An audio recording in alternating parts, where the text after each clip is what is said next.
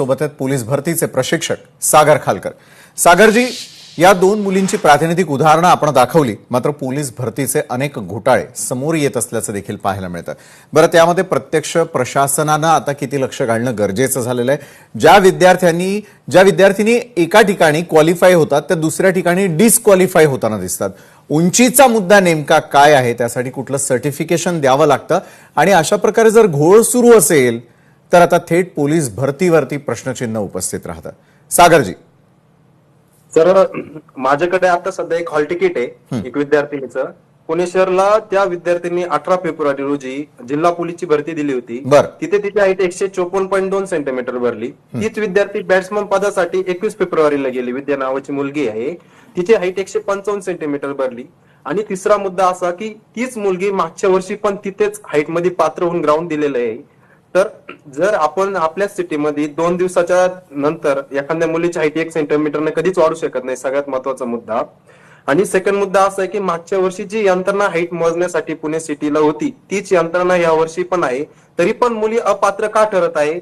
कुठेतरी तिथं मला असं वाटतंय मुलांवरती अन्याय होतोय। आणि या वर्षी सगळ्यात जास्त हाईट मध्ये अपात्र झालेला जिल्हा असेल तर पुणे शहर असेल। बरं, याच्यावरती सरकारने काहीतरी विचार केला पाहिजे, कारण की खूप मुलांवरती अन्याय होतोय। सर, माझ्याकडे 25 मुलींचे पुरावे आहेत ज्या विद्यार्थ्यांनी लास्ट इयर तिथेच फॉर्म भरला होता, तिथेच मैदान दिले।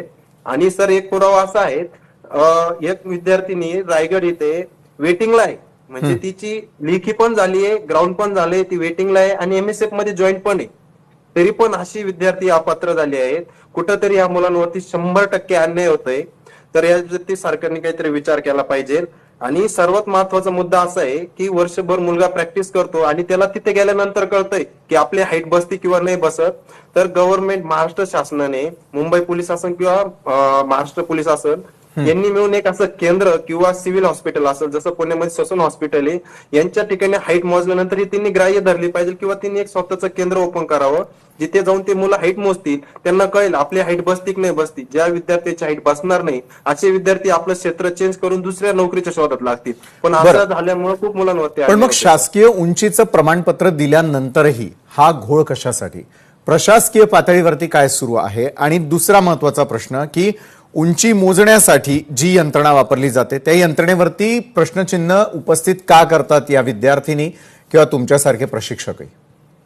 सर, प्रॉब्लेम असा आहे की लास्ट इयरला पण तेच यंत्रणा